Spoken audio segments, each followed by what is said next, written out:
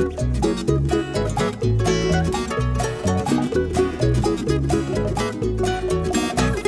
everybody, you're listening to the Hisessions Hawai podcast where we talk about everything local and beyond. I'm John Yamasato, your host, and joining me today is Mr. Kyle Shibabukuro. How's it? And Devon Nekoba. What's up? Before we begin, let me remind our listeners of all the ways they can stay in touch with the podcast. There is Facebook, Instagram, and Twitter, all at Hisessions. And we're actually going to be posting reels now of Who's going to do that? It's going to be a combo between you and I, Kyle. I am? Okay. Yeah. Remember I gave you a... Oh, you just want to mark the time. Yeah. And you're going to do the reels? Yeah, I'll do the reels. Okay. All right. Usually we work these things out before we start the pod, but this is real. This is real time. Yeah. Okay. Okay. You can go to SoundCloud, YouTube, and Apple Podcasts to listen to the podcast, and you can find us at hisessions@yahoo.com. Of course, you can go to Patreon, donate to the show. There you'll be more involved. We have announcements coming up of shoots coming up, which are pretty good. Pretty good. So I'll kind of tease that. We don't have any new patrons this week, but come on, but it's people. cool. Like to Can thank. you let us know, like, give us a hint. Oh, we might have some reunion stuff. Oh. So these are bands that are pretty big, but they're gonna get back together to do a shoot. That's awesome. Yeah. Can we come? Of course. Okay. Yeah. Cool. So and you can only hear about it on. I announce it on the Patreon site. So those are the only people who can come to the shoots. Oh. And you're a patron, so Devon can't come. Devon can't come. Yeah. You'll pay. I'm just kidding. Okay, thank you to Kupu Kupu Landscaping, Landscape Architects. They were just here, in fact. Call Kevin Yokomura, 808-722-8685 for a free estimate. Although, Kevin said he's booked out, like, months now. Good for That's him. great. So he's, Good. like, super busy, so that's great. Congrats. Awesome. Yeah. Congrats, man. And I have to admit something. I have a confession to you guys.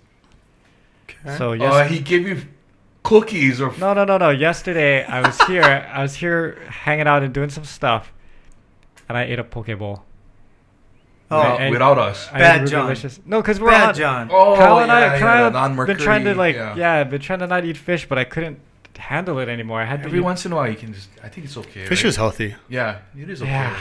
Well, but, unless you eat it in the amounts that apparently Kyle does, because then you just become a big thing of mercury. Yeah. So I broke down yesterday, and I got myself a Poke Bowl. I ate an omakase the other night. You did? Yeah. What Yeah. the hell? We gotta live life, I man. know. Mercury's mercury. But I will say that today from Ford Luger Market, I had the Pork Santos, Yes. which is really good. That's kind of my new, I think, my go-to thing. Yeah. Go to. How'd you like the Rugalicious Poke Bowl, Toma? Oh, it was delicious. Yeah. Delicious. Okay, wait, Yeah, I you had didn't some of that. introduce him yet. Oh, yeah. I had the spicy salmon too. That one was good. Oh, good. Yeah. That was good. Yeah. Healthy. Healthy. I'm not like Kyle. I'm not a walking thermometer. I put my finger in your mouth and tell you your temperature. Okay, you can find Devon at Kumu 94.7. You can find Kyle at highlightclothing.com. Now, we'd like to introduce our esteemed guest, Mr. Toma Turner. Aloha. Toma is the owner and operator of this Lil Piggy, which is a, what do we call it? A smoked meat joint? It's kind of like a fusion between local barbecue and smokehouse barbecue from the mainland. Yeah, so southern style. Oh, yeah. Okay, because so there's a story behind that, which we'll get into. But Toma is like one of these guys, Renaissance man. His life has gone full circle from like really local boy to living in Las Vegas to coming back and doing the food thing and being in the entertainment business and all that stuff. So, I mean, there's a lot that we can cover in this 50 minutes, I guess, that we have with him. But let's start from the beginning. I did not know this because I met you when we were very young. We were still in high school and stuff, but you were already here. But you were on the Big Island here, the Big Island in the back, just in your younger life, huh? Yeah. Raised here when I was real young, and then my mother and I went to the Big Island for second, third grade. Spent some years out there, and then had the opportunity to come back. Where on the Big Island? Oh, we're in Kona and Waimea. Oh, okay. Yeah. So Waimea back then was not Waimea now, right? It must have been pretty rural. yeah, it was very like country, and it was freezing. Like Yeah. Oh, it's still freezing. Yeah. That part has not changed. Yeah, that part is not changing. Yeah, and Kona, like the old airport. I mean, you ride your bicycle for miles. I mean, that's where I got into riding bicycle. It was awesome. I mean, it was just you leave your house at like 6 a.m. and you just make sure you're home by 6 p.m. Yeah, all kinds of good fun, and it was safe back then. Yeah. Nobody had to worry about anything, right? You pass out on the side of the road, heat stroke, the cops knew who you were, and take you back to your house, right? That's how Kona was back then. It was that's awesome, true. Yeah, tight that's knit. Yeah, it was great. And then when did you get back to Oahu? I came back in 4th grade. Came to live with okay. my grandmother. Grandmother raised me from then. Yeah, so we'll get into your life after high school, but yeah, so we met when we were in high school, and Yep. I just remember Toma as the guy that you worked at McDonald's, Yeah. and we would like hang out till 10 o'clock when they closed, and be like, oh, let's go check out Toma. And then you'd come out the back with all the leftover food, Yep. and we'd sit there and eat cheeseburgers and fries, and Oh yeah. times were simple back then, That was, Wait, that was a good day. How did you meet him though? Because he was a Punoho boy, Yeah. and you were a Kaiser boy. We had some kind of mutual friends, either Ryan Wong or Yeah. I paddled with Ryan and Todd Wong. They were twins. Rob Yeah. Griffin. yeah, that must have been it. Yeah, I did this one. I don't know if they called it a career day or switch day, but you could go check out another school for the day. So I Yeah. came to Kaiser. I met all these people, Chris Higa, Oh, Yeah. and he just introduced me to a bunch of guys. And I paddled with a lot of them, right, during regatta season. So yeah, Wait. You went on an exchange thing to a school. From Punoho to Kaiser. I went from Punoto to And Kaiser. not to meet chicks, but so that you could, because I mean, really. I just wanted to see how others, how other Wow. schools were. All the Yeah, athletes. yeah. I went to Mililani another year. What is public Yeah. school kids No, like? no, it's just a lot of friends went there. You're like, hey, I want to see what Yeah. their Yeah. school's about, right? I'm impressed. Yeah, Because yeah. when we were doing exchange, it was I went on exchange to like St. Andrews Priory. Yeah, You know what I mean? I was like, I'm not wasting this opportunity. yeah. So I was just like, oh wow, you actually went to Kaiser. Okay. Yeah, I would pick Kaiser or. I went to IAL or- Roosevelt Yeah, on an yeah. exchange one day, Yeah. and I thought, wow, this school is pretty rough, man. It's Yeah. kind of scary. Yeah. You never go Pro City when we were there. Oh yeah, Yeah. I can imagine. Yeah, it was like Scared Straight over there. Too bad all the really rough kids was all small Japanese guys. Yeah, So I yeah, think you'd be yeah. really that worried. Yeah. But okay. Yeah. Okay. So we met back then, but then yeah. So we kind of lose touch because we both go to college or go our separate ways or whatever. And the next thing I hear is like, oh, do you know Toma's a DJ in Las Vegas? And I'm like, well, I didn't even know he was into music or whatever. But how did that come about? And I always had music background. I did classical, piano, string bass. I got to travel a little bit. We went to Carnegie Hall, performed there with the orchestra, Puno Orchestra. Oh, okay. And then after I graduated, the school that I went to literally got rid of their symphony program. The freshman year I was there. So I came back and I was like, okay, reassess. And I started getting into like hip hop music, dancing in high school dances and stuff like that. Wow, that And- is quite a change. Yeah, I went from hula and Hawaiian and classical straight to like hip hop. And I was like, this music is amazing. And I can swear in this stuff. Yeah. And it was good, right? It was just good to dance and kind of feel it. And so in college, I started doing parties, but everybody would bring their CDs because we didn't have turntables. Yeah. So we hook up 2 CDs and I'd play a song, then play another song, then play another song and try and match the beats. Was there a mixer in between that? 2 CDs? No, it was just like the old school receiver where you just, go back and forth between like DVD and, That's CD hard player. to blend in the. Yeah. So I would practice with the CDs knowing the intros. That's And great. then I came back to came back to Oahu and finally got turntables, started buying records, got Oh. introduced to a lot of the DJs around. And just started carrying records, practicing, on the back end, going out, listening to them. And I had great mentors. Who were some of your mentors? Sir? Some of the first guys was Cool E, Cutmaster Spaz. We would like sell their mixtapes at the swap meet. Who else? James Cole, K Smooth, Richie Aki. Cool E. I mean, just all those guys, man. They're all great. They're all great guys. Learning from them. It's funny because I worked with all of those guys. Every single one of those guys you mentioned, I'm like, oh yeah. In fact, Cooley I think I have and K Smooth both work at the station I'm at. I have a couple mixed CDs from you. I think back in the day. You Oh, used to yeah? make too. You used to make mixed CDs. for Yeah, people. that's where I learned. Yeah. I was selling those guys mixes, and I would Yeah. listen to them. I'm like, I could do this. Yeah. I could do this. And I my first one was Urban Sampler 3. And I went by DJ T2 back then. Why not Urban Sampler 1? Because the two other different DJs had made Urban Sampler 1 and 2. Oh, I see. So it was my turn, right, to do I Urban see. Sampler 3. Okay. Yeah. Okay. And I did this remix on it on the fly, and everybody loved it. Yeah, we used to play at Booty Groove in the store. Yeah. Okay, wait, hold on. I have a technical question. So, say you're doing Let's Get It Started, MC Hammer, okay? Mm-hmm. I'm dating myself, but that's the only thing. Oh my gosh, dude, you went way back. Yeah, okay. go way back, okay. I thought you were going to say Black Eyed Peas. I know. Okay, What they do. but you're gonna do a quote unquote remix of it, Mhm. right? Back then, how do you get the -1 track, or are you just remixing over the existing track? So You on know some what of I'm the records, there would be the acapella, instrumental, and then you have the clean and dirty. So you could build the track or build instrumentals underneath it or build a whole new instrumental. So they sold that back then? Yeah. Yeah. Yeah. Wait, can you explain what that is? Okay, yeah, I should. So a -1 is referred to in the business as it's all the instrumentation without the vocal. I mean, and Right. you can minus out the tracks too. Like, No, No. you can't. There's no so stems so or unless you anything. have the master recording, you cannot take out drums or yeah. bass. So you would have to have whenever I would hear it on the radio, I'm like, how are they doing this? Because it would have the vocal, and then but different beats underneath, but they would Absolutely. somehow have it It somewhere. would have it on the singles. Yeah. It'd be Oh. like the clean, dirty instrumental acapella, and then you Oh. would turn it over, and it might be a couple remixes that already been done, or maybe the B side another song with the same thing. So a lot of the promos that we get from the radio, for sure. I mean, you would want to get on the radio because you could get those promos with instrumentals, acapellas. A lot of them they sold. Oh, that's was why they just said- the radio. Ah. Except when I was in radio, I worked at FM 100, so we didn't have that. It was just Oh. you just got Fiji albums and Yeah.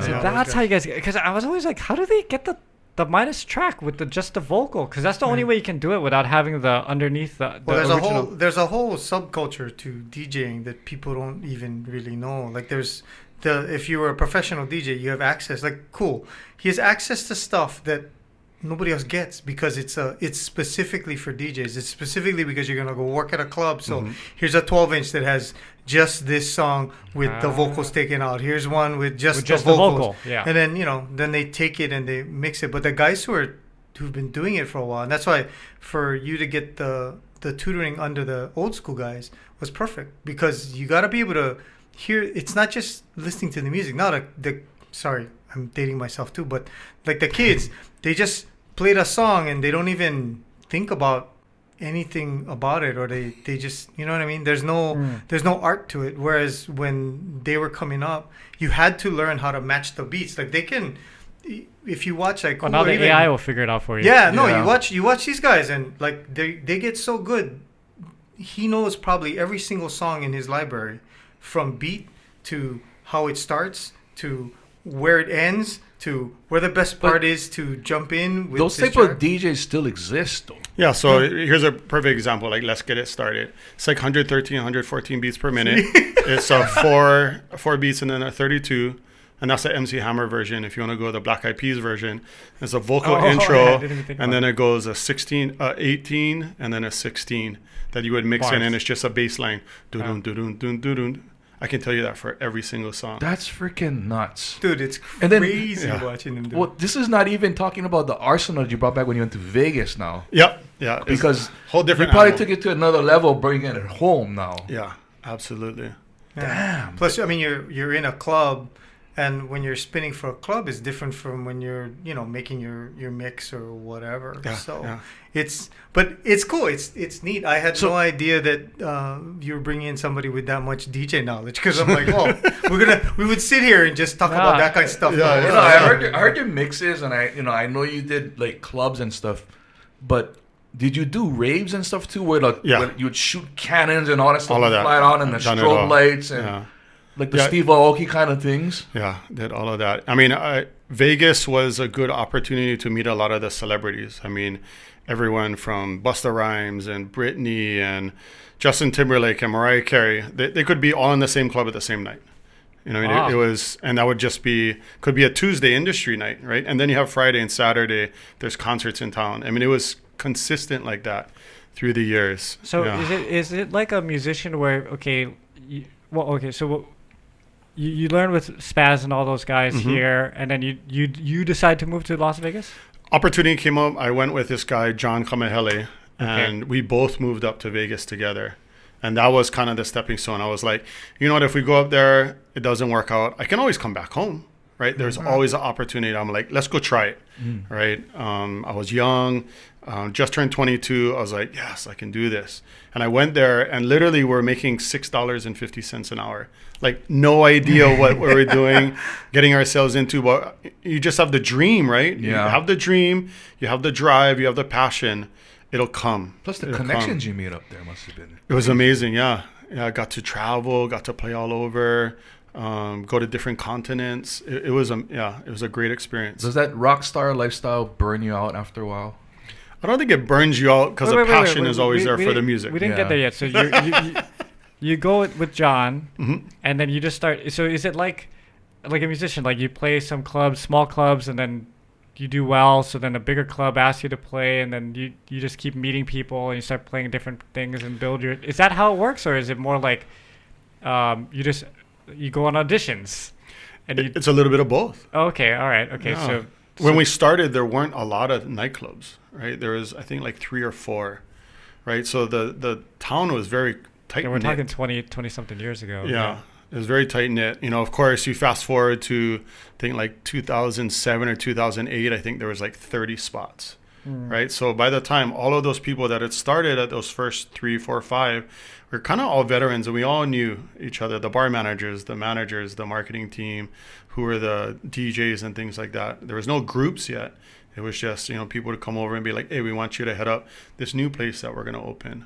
And that's kind of how you would switch from place to place. As a DJ, is that the best place to go? Vegas, or is it LA?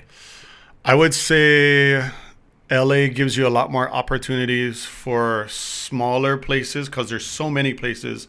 Vegas is a hard market to break into, but once you've done it, you're in, right? And a lot of people want to break into that market, but sometimes are unwilling to put forth the yeyears that it takes. Yeah. I would think any gig in Vegas is money compared to any gig in LA, right?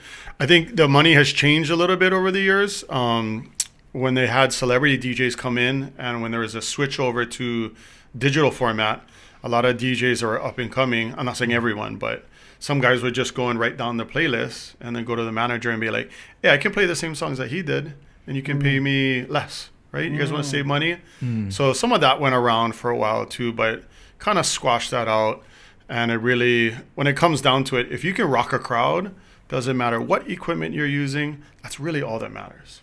I think that's the part that people don't realize how much power the DJ has when they do their thing. Because when, like I would watching Cool or those guys do their work, the good DJs, like even Osna, they will know how to get the crowd on there. And then the interesting thing is, if you're a layperson who doesn't go to clubs that much, or if you're the person who just goes to the club, right? You'll sit there and go, hey, wow, he just played this really shitty song, and all of a sudden everybody left the dance floor. And the thing is, a lot of times that's by design. Because they're like, if you don't send people away from the dance floor, then they don't go drink. So clear the dance floor and then bring them back together. And then you watch, and as you watch throughout the night, when I used to have to MC at Rumors, it was fantastic because I'd watch Dogfather, Marcus, do it a lot, where he would just go, okay, time to clear the dance floor, and bang, he put on a song, and all of a sudden everybody clears. What is the song you played to clear the dance floor? I would usually go into like some alternative songs, you know, that's still that danceable. Dance. Oh, okay. You know, that you'd still dance. But you see like 20 guys still on the floor. They yeah. dance a little bit with their drinks. You're like, but some guys are like, Nickelback this is not hip hop. This is not house. I'll be right back. Right? I see. But you in Vegas, you slam some Kalapon or something like that. Yeah. But it's cool to watch them, because you have to have a really good sense of the pulse of the crowd. And you know, okay, these guys are a lot more into hip hop. These guys are a little bit more into alternative stuff or whatever. And then it's fascinating to watch them just sort of go, okay, we'll go do this song. They bring up the beats, they bring up the crowd, they make them all sweaty, and then they go, okay, bring them down a little bit. It's amazing to watch. I appreciate what you guys used to do with the turntables and the mixer, and when you're not finished, knowing all the beats, so you 12-inch track. Nowadays, it seems like these DJs, they're there to perform as a rock star with all the lighting and stuff, but they don't really do nothing but press a button, right, and play. There's some guys, I mean, I'm not going to say specific names, but some guys do have pre-recorded mix sets. Yeah. Right, especially if they're playing for, a big festival or something like that. They want to make sure that every song, it's almost like a show, just like a band goes out, rock band goes out. They know, hey, this is our set lineup. We're gonna peak in the front. We're gonna kind of come down in the middle, get a soulful with the crowd, and then have a nice strong finish. Like they'll build their sets like that. Some guys go on the fly, and I've always felt the guys that go on the fly can read the crowd and feed off the crowd, because the crowd. This is what the DJ is there for. Yeah. We're there for the people dancing, right? It's always been like that. And if you forget that, then the crowd, sometimes they don't really have a great time. You see those guys jumping around, and sure, maybe like the front is all into it, but you see some guys in the back like, you gotta, that's another reason why you get people on and off the dance floor. It gets people to move around and introduce themselves to other people. I mean, that's the reason why it was created back in the day. Oh, okay. It's fast. You can sit there and talk to a DJ on like the old school guys. You can talk to them for ages about their own personal technique for how this happens and how that happens and how you move people around. And when you watch it, I'm like, wow, yeah, holy shit! It's actually, and they can almost call it out. Like, okay, now is this time for this to happen. Okay, gotta have this happen. Okay, we gotta build this in. And then you always have the people who come up to the DJ booth and go, "Can you play some Ricky Martin, please?" And you're like, "Oh shit." Okay. Here's a little hack for all the new guys. you gotta give a hack out. So, if you program your music around the 12 o'clock or 12:30 or 1 o'clock bump, it'll help keep people in your club instead of like, let's say everybody stays there till 12 and they're like, hey, we're going to go to the next spot. They usually leave around 11:50, 11:55, 12. They're like, let's go grab that last drink, and they'll bounce. Because that's enough time to go to one more spot. You can go to one more spot, which closes at 2, right? Yeah. So if you're a good DJ, you know that right around 11:50, you'll build through that 12 o'clock and keep people there until 12:15. And then those people that would have left will stay at your spot. The management loves you, therefore you back the next week, right? Yeah. And that's the thing with the young guys and the older guys. The older guys understand that, they build that in, whereas the younger guys just start throwing bangers out there or do whatever, and then they're like, oh, well, everybody leaving, where they going? Yeah. So the old guys or the old school guys, they get the gigs. Is the newer guys scratching and all that kind of stuff too now? Yeah, there's some new guys, but there's a lot more than just scratching. They got sampling and things like that, where they can do tone plays or go from certain melodies into other songs. Mark Reblay is? Mm-hmm. He does. He's live impromptu kind of thing, but he does the voice changing and stuff. And or guys do mixing with videos for a while there, and you're like, wow, how the hell? That one I never understood. I don't know how the hell you do that. Okay. What is the... I just had this thought because I was in Whittier once, and we had... Whittier College?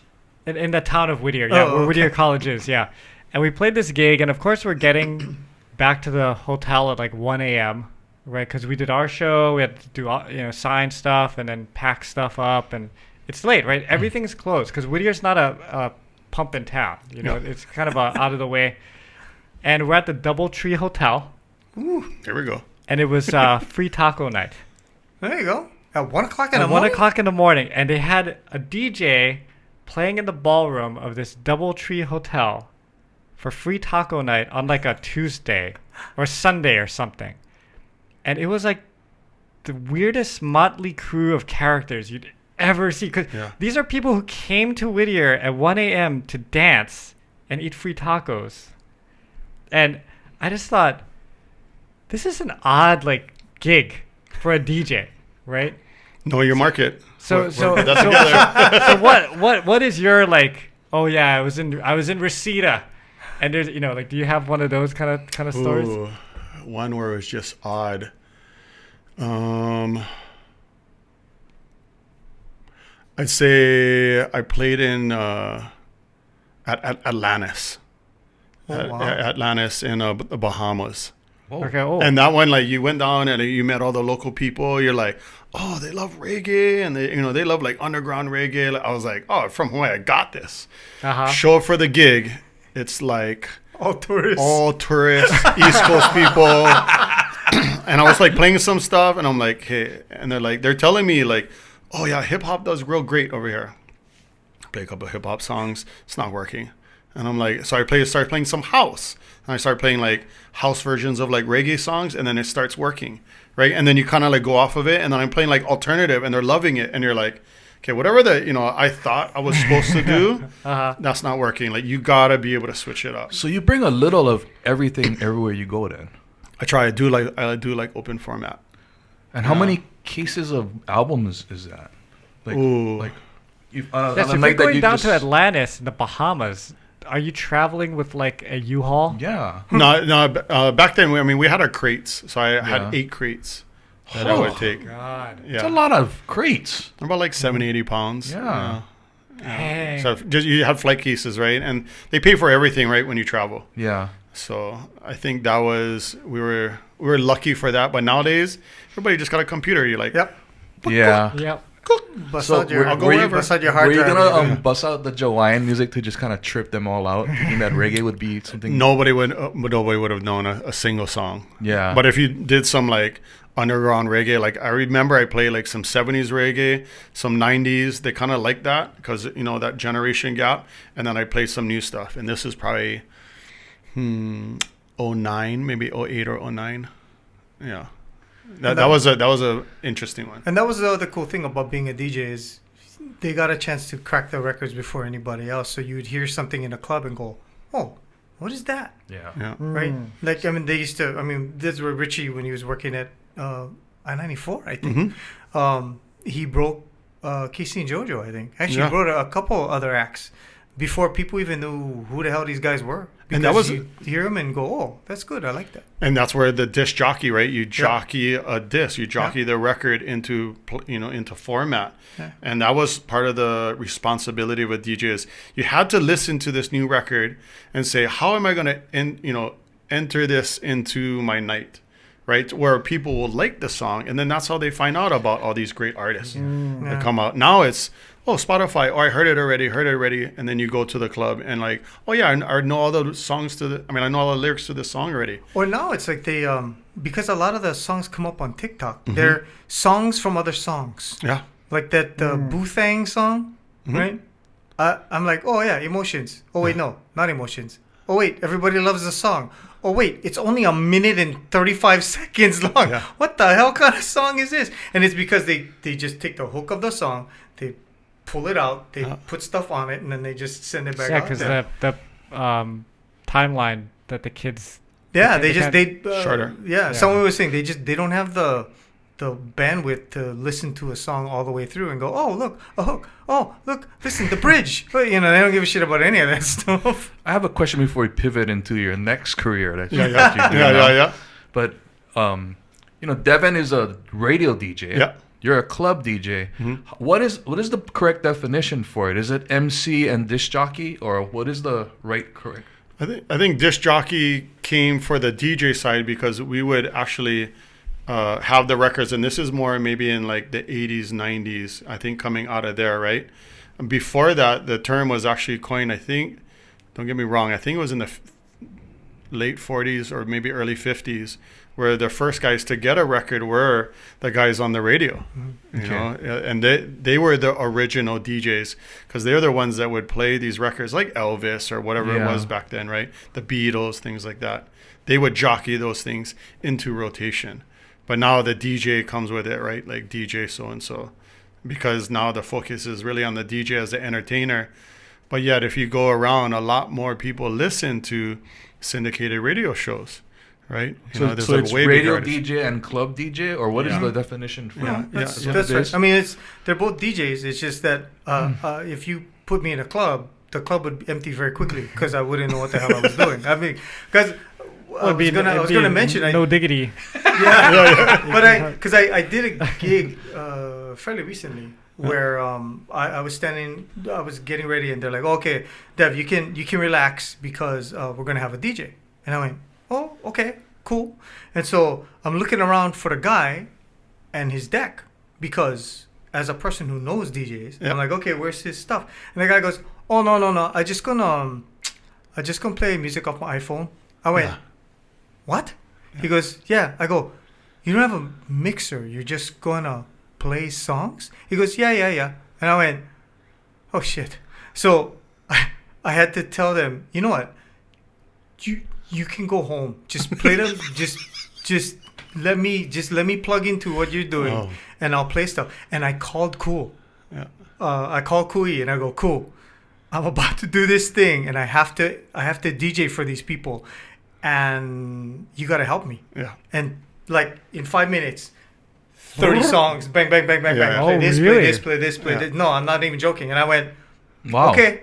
And I hit it 1, 2, 3. I just went straight down the line of the songs. Would you just go iTunes and go, I'm gonna play this next, play this next? Well, that's the thing. When you're DJing as a professional DJ does, right? Like I said, it's about moving the room. It's about understanding who you got. Yeah. So I had to actually explain to him, I'm at this thing. It's these kind of people. Mm-hmm. I played, like, I know from emceeing stuff that, okay, if you got a bunch of people and you don't know who they are, or, you know, you're not sure, or you got a bunch of local people, you cannot go wrong with playing like Electric Slide. And, right? And and Cupid Shuffle. Like, these 5 songs everybody plays, and they all complain because they're like, oh, everybody plays that song. But you know what? It makes people dance. They get on the dance floor, right? And everybody can do it, and that was the key. So when you what? No, the part that was bad. The part I felt bad about was as a professional. Well, yeah, that too. But as a professional, right? The idea would be to mix things even slightly, and it wasn't that. It was just bang into the next song, bang, and even I was going, it was tough for me. Devon, the DJ from Cool became DJ Devon towards the end of the night. Get out of his Kahala shirt and But there was a certain amount of excitement and joy I got out of doing that, because when you watch a crowd dancing to songs that you put out and you put together, I mean, granted, Cool was giving me the stuff, but when that happens, there's a sense of power to it. And a sense of accomplishment, because look, these people are enjoying themselves and they have nothing. They just dance. It is a personal performance. It is, and if you want to get, deep, real specifically, the energy that you're putting into the record literally gets amplified, and it creates energy in the crowd, and then that energy feeds back to you, and then you get energized because you want to keep that energy flowing, right?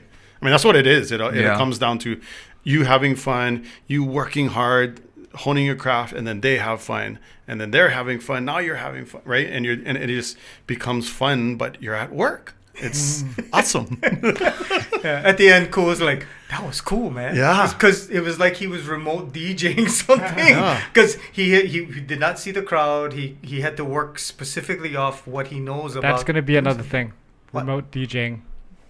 That's probably it. They did it. Yeah, they did it during people can buy your COVID with like Twitch and all that. You're just gonna plug. You're gonna set up your stuff, and you're just gonna be like, okay, DJ Toma, who's in whatever, and then you're just gonna be.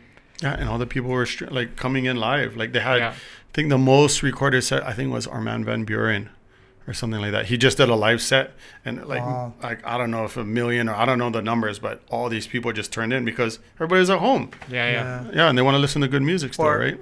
That time we were on the ship, remember, and they had the silent disco, which is the thing they do now. What is that?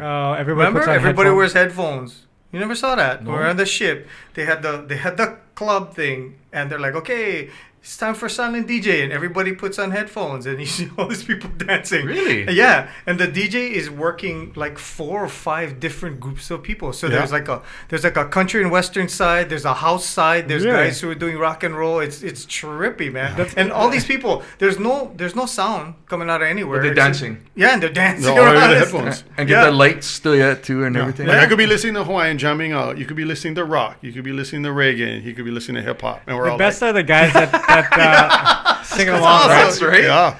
It's a trip, man. But like, if you're singing along, you're like, get on up. But you're like,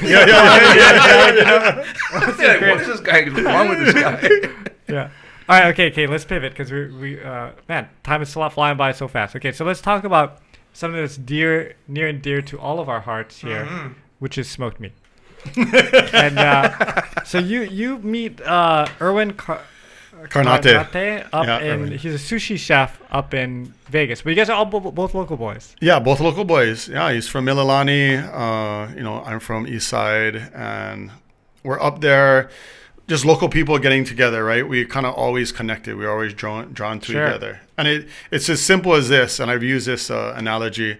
If you go to a barbecue in the mainland, you expect hot dogs and hamburgers, right? If you get 20 local people together on a barbecue, you got shoyu chicken and kalbi and kamaboko dip and mac salad and rice, right? So the local people, when they get together, everybody's like, oh, your guys' barbecues are great. Can you invite me, right? So we get together and we just all cook, right? Cook, jump in the pool, cruise, enjoy our day off. So I linked up with Erwin. Sorry about that sidewinder story, but linked with Erwin, and I was like, hey, I have the opportunity. I'm DJing these Pure Aloha events. And Yeah. And with I forget, there's two guys that were doing it. And great guys, they're like, hey, we don't want to do the poke booth anymore. You guys want to do it? And we're like, yeah. How hard could that be? So first time we did it, met with some friends. We're trying out recipes, and we're like, oh, we got this, no problem. We got destroyed because it was a 4-day event, right? Yeah. But we learned from that first time. And he was like, oh, you guys did great, but I felt like we could do better. So I was like, okay, we have 6 months to the next one. Let's get it, and we just came up with better recipes. And fast forward 10 years later, I think we were doing like 1,100 pounds of poke in 4 days. Dang. We're doing, I think, 400 pounds of shrimp. This like is in Mochigo Vegas, chicken. right? Yeah. Where'd you guys find your fresh fish and all that stuff? We would actually. You gotta do frozen. Yeah, that's how they did it before. But we would actually buy it from the block here and fly it up. Wow. And cut it down. Like we're the first ones to do it. And I think now Paina Cafe does it, and I think there might be some other ones. Shout out to Chef Ipono. I'm pretty sure he's using fresh fish. Yeah. But yeah, I mean, we were the first ones to do it on that scale. So every time we did the ninth hour, everybody would come, and that's where we broke out the smoked meat, and they're like, "Fucking smoked meat!"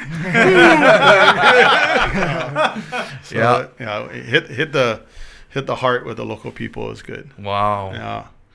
And did you open a restaurant there in Vegas too at one point? I didn't. You didn't? Yeah. I DJ'd at a couple, but no, didn't open one. I came home. My grandmother, my mother were getting older. They needed attention. So kind of had to, close up shop in Vegas, came back home. And I tried to look for opportunities here. And Hawaii's a tough market. I'm not going to lie. Yeah. It's a very tough market for food. And I tried some smaller things. Nothing, it was catching on, but nothing that I could build at that time, right? I don't know if I just didn't have the correct vision, but now I feel like I went through some of those hardships, and now we're locked in. Before Lil Piggy started, I remember doing something with you before that too. Yeah, so we had Diamond Head something. Diamond Head Pipi Kaula. Yes. Okay. Yeah, so that one it was going. It was good, but I didn't have anything to help me with the growth at that time. And eventually I had to start taking full-time care of my mom and grandma. Yeah. But yeah, it was right about that time. K&K Hawaiian Smoked Meats. Yes. We're working on that. We're like, oh, this is kind of a cool name. Yeah. We're just like, having friends and doing parties and stuff like that, like trying to get the word out there. Yeah. Nothing concrete though, but yeah. So what is it about the particular way you guys smoke the meat? Because everybody goes, oh, smoked meat. Okay. Right. But but everybody's got their little thing. And I don't want you to give anyone any secrets or anything, but I give it all away. Yeah. I ask people to replicate it, and I always share because I want people to become more knowledgeable. It's just a passion for music, right? Passion for art, passion for radio, right? Well, the thing is, you can't duplicate hustle, which is what I think Toma has too. So it's one thing to make good food. A lot of people can make good food, right? But then to package it, mass produce it, get it out to promote people, it, market it, all that stuff. I mean, that's the thing that's hard. I think it's hard, and some of the processes that you learn after doing it for a long time, you change, and that makes it better. So when we started off, we started like everybody, backyard. Hey, I got this container, let's try it out, right? Kyle used to be like, bruh, Toma, smoke meat, because you guys live near each other.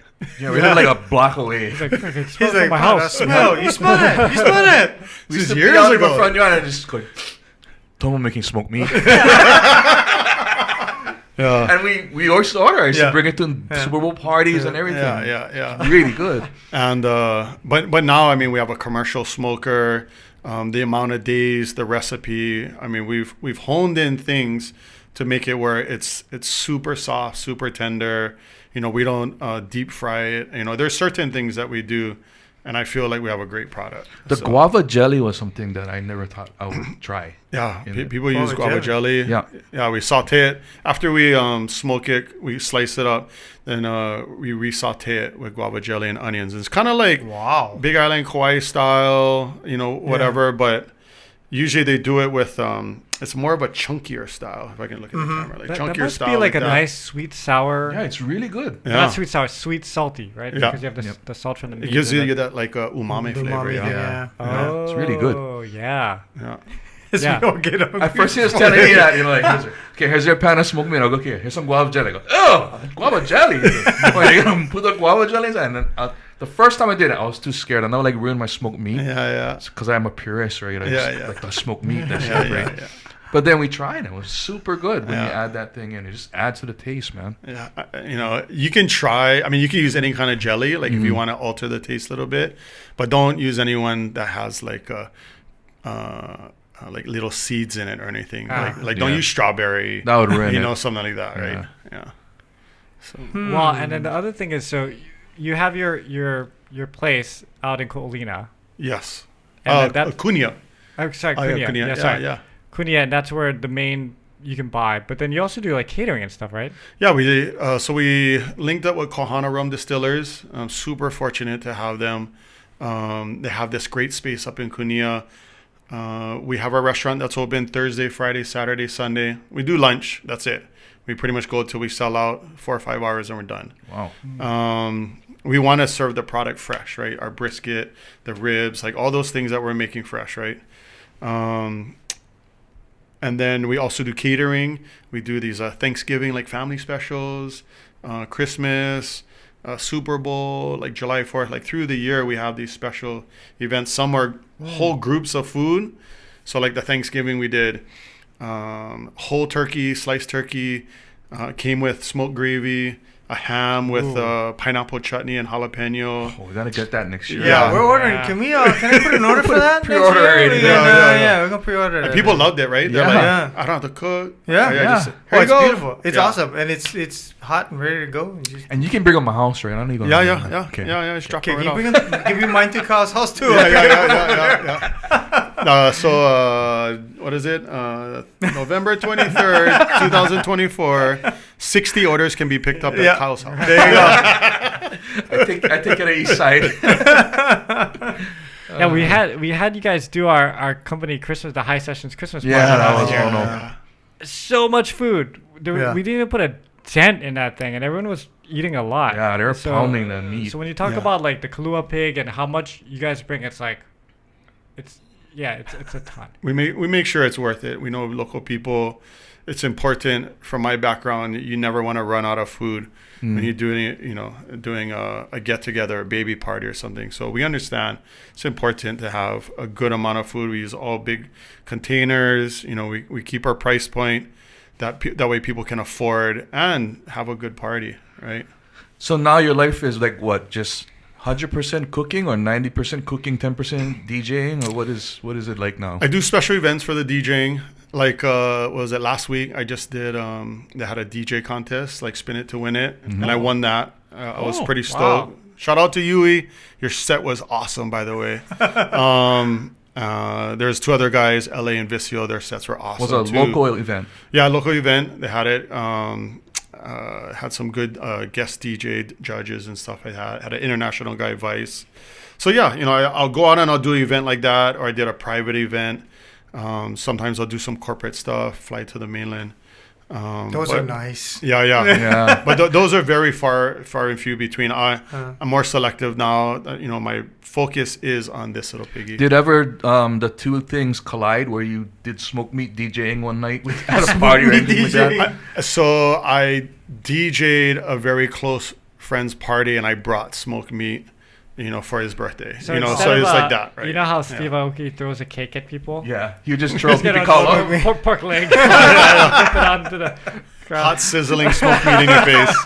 Here you go. I got 3rd-degree burns. Yeah. Okay, I have to ask, Toma, that's your given name, or is that Thomas something, or No, it's Toma. Toma? My mom was dancing hula in Japan, Yeah. and she just loved the name. So when I talk to people on the phone, they're like, "Oh, Toma," they're like, "Oh, Toma-san," and I'm like, "Hey, what's up? Hey, how you doing?" And then I show up, and I'm like a 6-foot Hapa Hawaiian guy, and they're like, "Toma?" I was like, "Hey, what's up, man? How you doing?" Yeah. So Oh, that's interesting. yeah. Oh, wow. So classes at, your classes when you were a little kid must have been interesting. Toma, Yeah.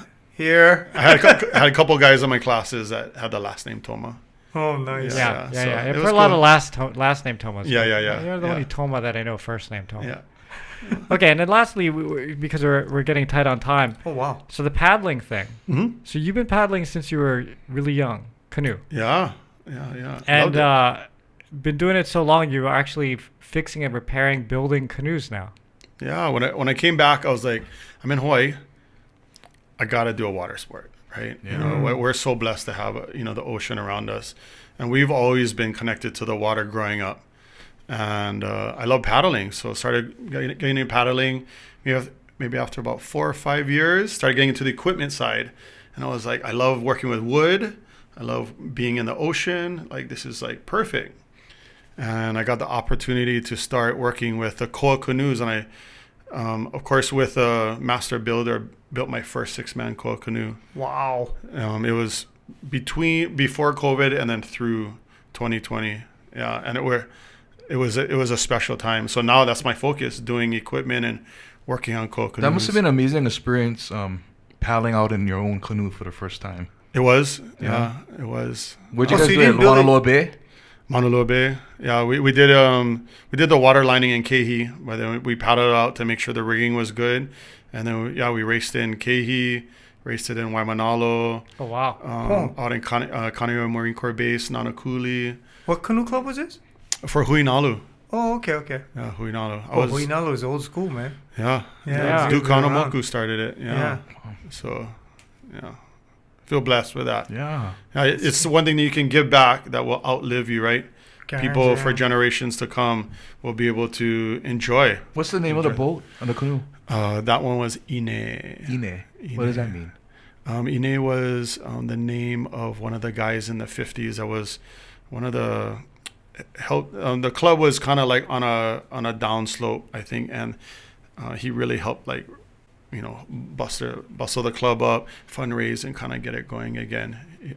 Yeah, so I Some of the enjoy family paddling, members. but you guys are pretty serious out there, and so I've always wanted to go, but my schedule's so like all over the place. Yeah. I can't Yeah. commit, and I just don't want to disappoint everybody, right? Because you guys are out there almost every day when season's in.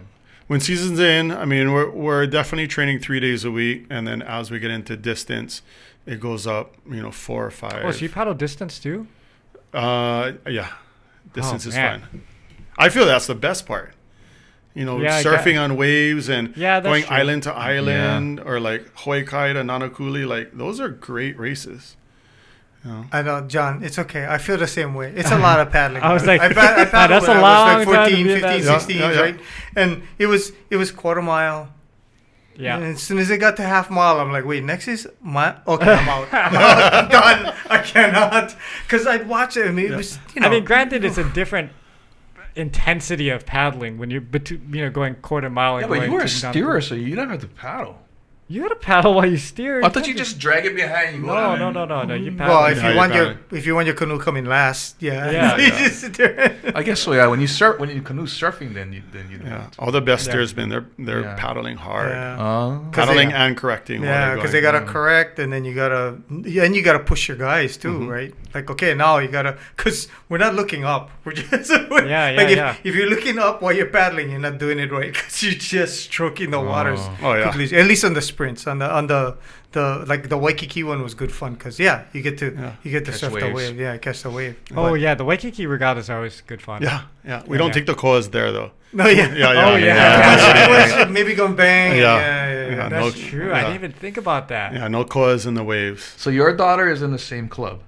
Yes. Yeah. Right? Yeah. Well, she Yeah. was. Was. I don't know if she's gonna paddle this year, but Yeah. Yeah. Awesome. we'll see. That's good, Okay. man. All right, Toma. Okay, here we've come to this part of the podcast. We actually talk music. Yeah, we actually. So it's technically a music channel. Okay. So we do have one music question. Go for for it. you. I love music questions. How much beats Man. is it in Debbie Deb's 12-inch single When I Hear Music? 127. Holy crap. Oh, And he's it's not, a and he's not even 16 beat, joking. 16 beat intro, and it goes into. He knows. Incredible. What song is that? When I When hear I Hear music, Music, Debbie Debbie Deb. 1987, I think. Yeah. It's too Yeah. old for you, bro. What that is. I'll play it for you after. This is gonna be a tough one for you though. This question. If you're stranded on a desert island for the rest of time, How many albums do I want to take with me? and you could only take 3 albums with you, 8.5 crates. yeah, only 3 albums now. So I'm gonna cheat on this one a little bit, if you don't Okay. mind. Yeah, you can cheat because everybody cheats on this question. Okay. So one would be "Songs of Freedom," because it's a 4-disc set. Smart. You know, I tried looking for that online. They don't sell it anymore. No. I'll get your copy. Ooh. I've just been downloading like on my YouTube playlist all the obscure Bob songs. But I would think you would have all of them by now. I didn't save my CDs. So then what happened was I loaded all my CDs into iTunes. Yeah. And then like I moved computers and whatever. So now my iTunes is in my Dropbox. And like I don't know how to re-import that into Apple Music now. It's I can just help a you with all mess, that. you know? There you go. Look at that. Yeah, so easy. It's- Just takes time. It is what it is. So now I just have my YouTube playlist and I just add things to that. So he filled up his whole thing with a 4-box set right now. He's good to go. No. Let's see what else you got. Okay, Two more. no, it would probably be a Bob Marley, probably one of the records. I don't know which one. I'd have to go with.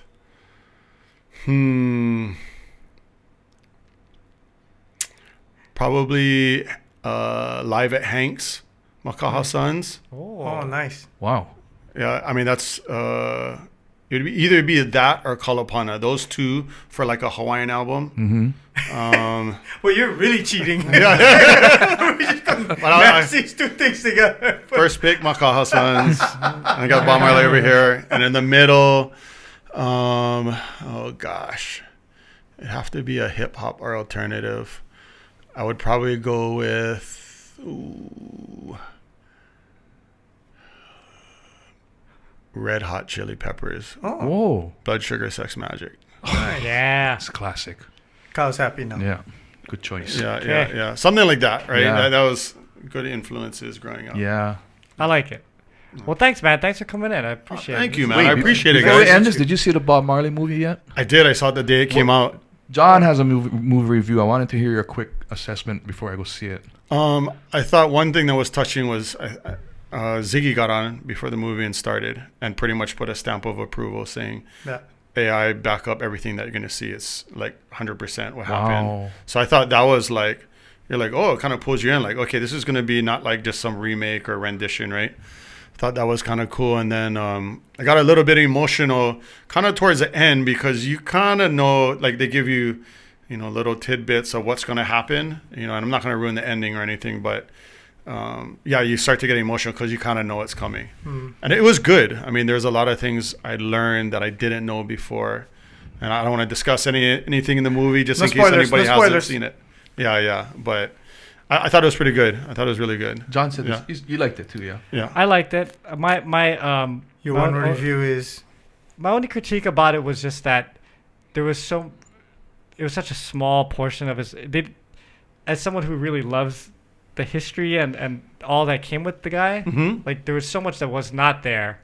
So everything that was there was great. And I think for someone who does not know Bob Marley and just was, watching the movie, I think get interested it's gonna in be it a and good want to movie. learn more. Yeah, but for someone who'd like, there was just a ton of his life that they just did not even touch. It'll probably be an 8-hour movie. I know. Yeah. I know. And Yeah, for the sure. part they did show, I thought, okay, that's, to me, was not the most interesting part of his life, but The part where he got shot, or that wasn't the most interesting part? But it's not very spoilery, but they start the movie there, Yeah. and then it goes on. They kind of did like a Quentin Tarantino thing where they do like flashbacks. Yeah, and they do flashbacks, and- but then the flashbacks, I'll tell you, if you expect to learn about Peter Tosh and Bunny Wailer in this movie, Nah. not gonna happen. They're technically in the movie, but they're not spoken of. They're not. So that whole section of his life is just a flashback or two. Well, I think too because they probably trying to get the rights for that stuff. Because Yeah. I Right? mean, there's a You bunch gotta of ask so again, I'm not saying that will take away from an average viewer's experience of the movie because it is a good movie. Like I especially like the acting, the guy who played Bob Marley and the guy who played Rita Marley, very well done. the guy who played him. girl there played Rita Marley. Oh, sorry. Yeah. But as someone who knows a lot more, I was like, oh, they kind of just brushed over that. They brushed over this, and okay, I get it. Like it's a very general. It's a- But look- worth seeing look in a at- theater, not on But Netflix it's waiting worth- for a thing. I think either way, but I wanted to see it the first day.